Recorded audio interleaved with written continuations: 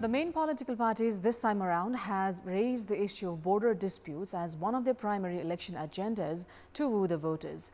UML Chair KP Sharma Oli vehemently announced of retrieving the encroached lands, while Prime Minister and NC President Dewa preferred a more diplomatic approach. In the meantime, analysts have viewed that it was naive on behalf of the parties to raise border issues as election agendas. Good morning, I'm Sapsanamma. Let's begin with the headlines of the hour. CPN, UML and Nepali Congress indulge in blame game in election assemblies over border disputes. Experts suggest national issues should not be made election slogan. Business persons protest against banks' relentless hike on loan interest rates, reduced production and challenges in the business increase bad debts for the BFIs.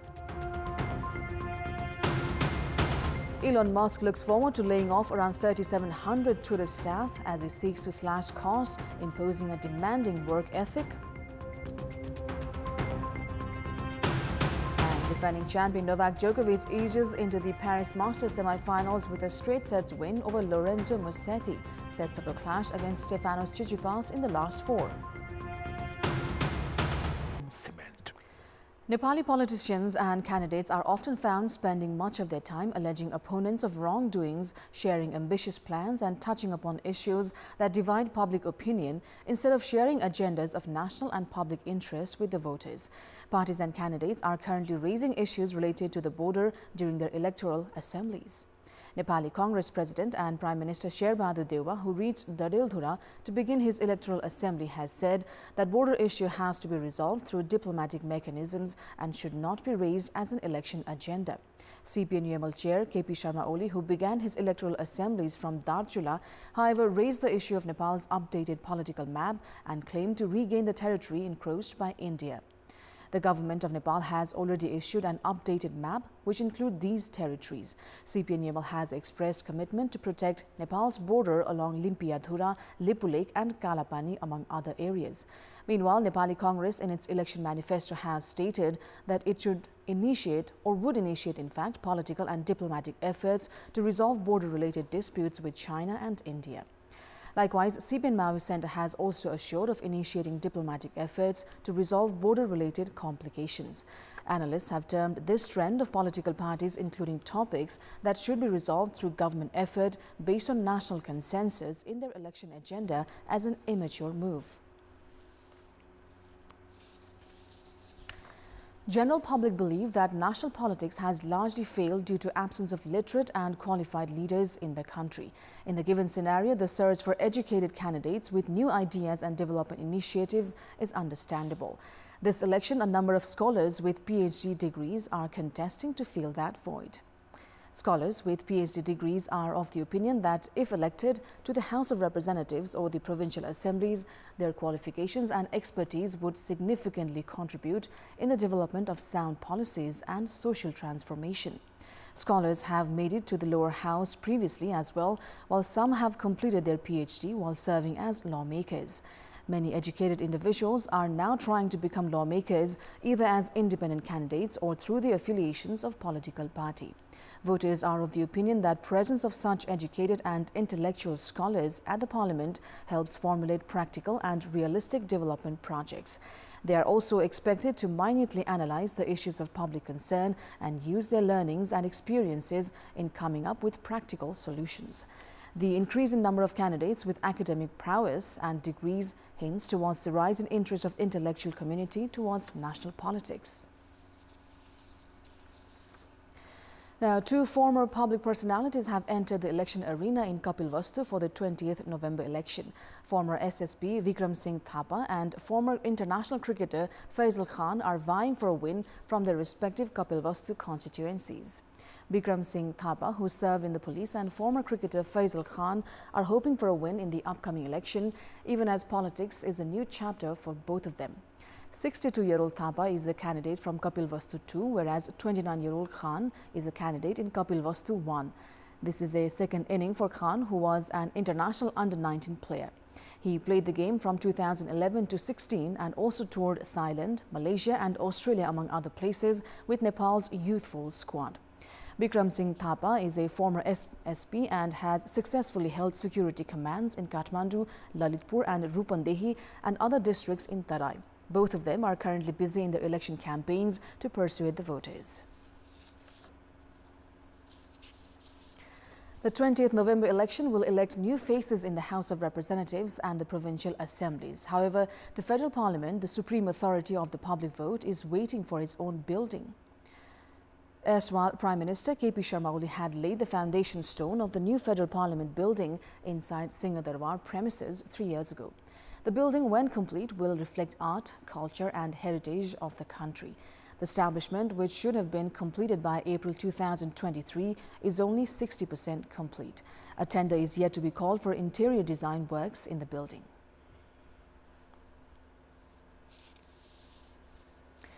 In our Public Voice segment, we've asked people in several provinces about their opinion regarding assurances made by parties and candidates during electoral assemblies. Let's take a look at what they had to say.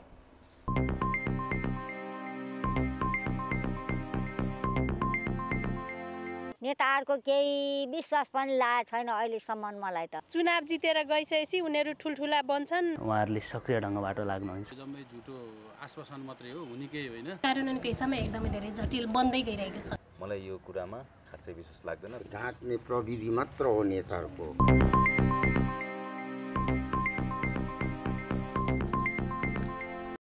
Industrialists and business persons are protesting against banks after the relentless increase in loan interest rates, expressing dissatisfaction over the regulating authority, Nepal Rashtra Bank. Food and Management and Trading Company, Lalitpur Chamber of Commerce and Industry, Bhaktapur Chamber of Commerce and Industry and Nepal Chamber of Commerce and Industry, Kathmandu, protested at Maitighar Mandala in Kathmandu yesterday. Business persons claimed that banks are charging high service fees. Even when the businesses are incurring losses, banks are making profit. They also opposed Nepal Rashtra Bank's working capital loan rules imposed on 18th of October. Now, bad debts have increased for the banking and financial institutions, BFIs, as industrialists and businesses are not paying their interest and installments on time. The business fraternity has not been able to make timely payments because of reduced production and challenges in the real estate and share market sectors. The BFIs term loans exceeding 1 year payment period as bad debts. According to 26 commercial bank data, up until December-January, their bad debts figured at 1.11%. However, the stat has now increased to 1.77%. Increase in the interest rate has slowed down the pace of the share market, while the real estate sector is not doing good as well. Those who had taken loans from BFIs on the pretext of investing in businesses but had instead invested in the share market or the real estate have been the worst hit. In addition, industrial production has dropped because of inflation. Businesses have struggled to pay interest. The business sector has been heavily affected by Nepal Rashtra Bank increasing the interest rate to curb inflation. This has led to a situation where Nepal Rashtra Bank and the government have to find solutions by easing the liquidity crunch to sustain the interest rate at a reasonable threshold. It's time now for our segment Public Pulse, where you text us with your opinion. The question is, what should be done to reduce the bad debts of the banks? Your options are A, awareness in release of loans, B, decrease the interest rate, and C, improve the economy. The voting is on. Type NEWS, select your option A, B or C and send it to 34001 to share your opinion with us. Let's move on to the international update.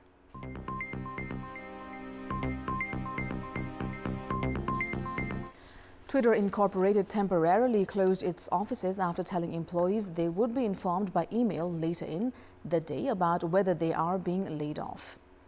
The move follows a week of uncertainty about the company's future under new owner Elon Musk. Musk, the world's richest person, is looking to cut around 3,700 Twitter staff, or about half the workforce, as he seeks to slash costs and impose a demanding new work ethic, according to internal plans reviewed by Reuters this week. The company's content moderation team is expected to be a target of the cut, tweets from Twitter employees suggested yesterday. Musk has promised to restore free speech while preventing it from descending into what he said a hellscape. Newly laid off Twitter employees were seen posting messages on the platform yesterday as layoffs began around the world. Some staff reported losing access to internal systems and being unable to message goodbyes to colleagues. Twitter's curation team, which is responsible for highlighting and contextualizing the best events and stories that unfold on the platform, has been axed, employees said on the platform. The company's communications team in India has also been laid off, according to a Twitter executive in Asia. Musk has directed Twitter's teams to find up to $1 billion in annual infrastructure cost savings. He has already cleared out the company's senior ranks, firing its chief executive and top finance and legal executives.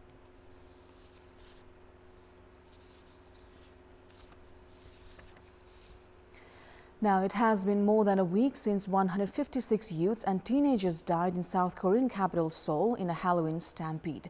In the 7 days since the 156 people were killed in the crush, the names and stories of those who died have emerged, along with details of missed warnings and desperate calls for help. According to police emergency call logs, multiple calls were made as early as 4 hours before the tragedy unfolded, as the crowd in Seoul's buzzy nightlife district Itaewon became so packed that partygoers were unable to move or breathe. Videos taken over the course of the night's show, revelers realizing at first slowly, then in a rush of panic, that what was supposed to be a fun night out was spiraling dangerously out of control.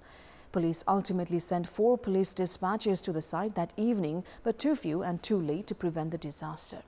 Halloween in Itaewon is a popular event for young people, often dressed in elaborate costumes to go bar hopping and clubbing.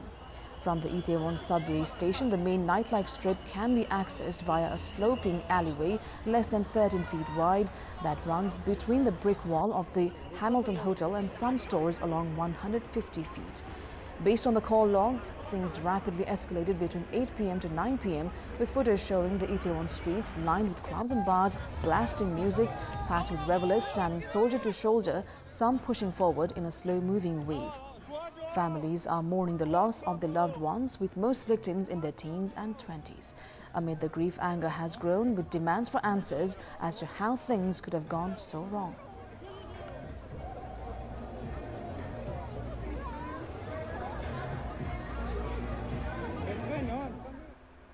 Cement.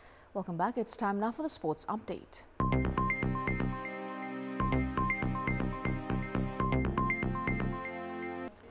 Defending champion Novak Djokovic eased into the Paris Masters semi-finals following a straight sets win over Lorenzo Musetti. Djokovic dominated his Italian opponent, completely dropping only 8 points in the first set that just lasted 24 minutes. The Serb then overcame a brief wobble in the second when he went a breakdown before easing to a 6-0, 6-3 victory. Djokovic, a 6-time winner of the event, will next face Stefanos Tsitsipas for a place in the final. Tsitsipas had booked his spot in the Paris Masters semi-finals after downing Rafael Nadal's conqueror Tommy Paul in straight sets. The Greek 5th seed held serve throughout and broke his American opponent 3 times en route to a 6-2, 6-4 victory. Meanwhile, world number 1 Carlos Alcaraz retired from his Paris Masters quarterfinal against Holger Rune through injury. Midway through the second set tiebreak, the Spaniard, who earlier received treatment on an abdominal muscle, called an end to the match. Rune will face Felix Auger-Aliassime next after the Canadian saw off America's Frances Tiafoe 6-1, 6-4. Off the back titles in Florence, Antwerp and Basel, the informed 8th seed Auger-Aliassime hit 26 winners en route to a 16th consecutive match win. Ladies and gentlemen.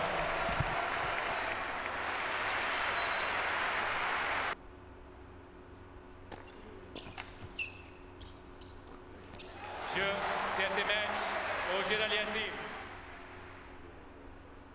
Liverpool boss Jurgen Klopp has said players and managers must not be repeatedly asked to stand up for migrant workers and human rights issues in Qatar, as nothing was done when the country was awarded the World Cup 12 years ago.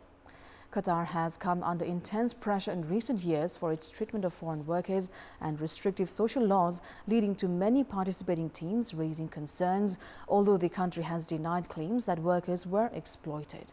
However, with the tournament less than 3 weeks away, Klopp said it was time to let the players and managers focus on their jobs rather than be standard bearers for the protests. Qatar is the first Middle Eastern nation to host the World Cup, but questions were raised when the tiny Gulf country that had never qualified for the tournament before was awarded the hosting rights in 2010 in a controversial bidding process. The World Cup kicks off on November 20 and ends on December 18th. Tottenham Hotspur boss Antonio Conte has criticised the post-World Cup schedule, calling it crazy ahead of their Premier League clash against Liverpool this weekend. Conte said it is strange that English football is due to return so soon after the World Cup final. The fourth round of the Carabao Cup has been scheduled for midweek the following week, provisionally December 20 and 21, and the Premier League returns on December 26. Conte has finished a year at Spurs since taking over last November, and the Italian said he was happy with the progress the club made, qualifying for the Champions League last season and sitting third in the standings this season despite injuries. The Kathmandu District Court has remanded the suspended national cricket captain Sandeep Lamichhane in judicial custody on rape charge following the recording of statements for 4 consecutive days. A single bench of Judge Madhav Prasad Ghimire passed the order to send Lamichhane to the central jail, Sundhara, after completing the detention hearing. The suspended captain was under police custody since he was arrested on the 6th of October. With the court's order, Lamichhane now has to stay in the jail until the court delivers a final verdict on the case that grabbed huge attention in the cricketing fraternity at home and abroad. However, Lamichhane can appeal before a higher court against the decision. On Monday, the Kathmandu District Attorney's Office had filed a charge sheet at the Kathmandu District Court against Lamichhane, alleging him of raping a minor, a 17-year-old girl. The court had then begun recording statements of both defendant and the plaintiff from Tuesday. Lamichhane has been accused of raping the minor on August 21st earlier this year. He has been charged under Section 219 of the Criminal Code, in fact, 2074. Through the charge sheet, the district attorney had demanded compensation from Lamichhane for the victim's physical and mental torture caused by Lamichane's alleged act. After the charge sheet was filed, Lamichane's bank account and property were frozen. If the charge against him is proven, he will be put behind bars for 10 to 12 years as per the existing legal provisions.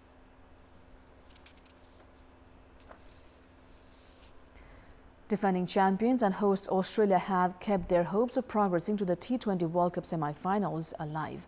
Meanwhile, New Zealand became the first team to reach the semi-final stage at the tournament with a 35-run win over Ireland. After putting to bat first, Australia posted 168 runs for the loss of 8 wickets in their 20 overs. Glenn Maxwell remained unbeaten on 54 runs. Mitchell Marsh added 45, while Marcus Stoinis and David Warner contributed 25 runs each.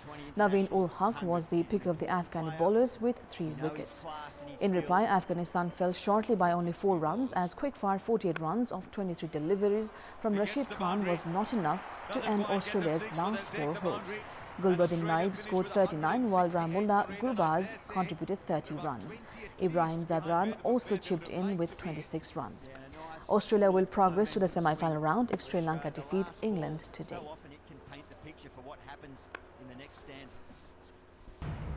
That's all for the moment. Thank you for watching. Bye for now.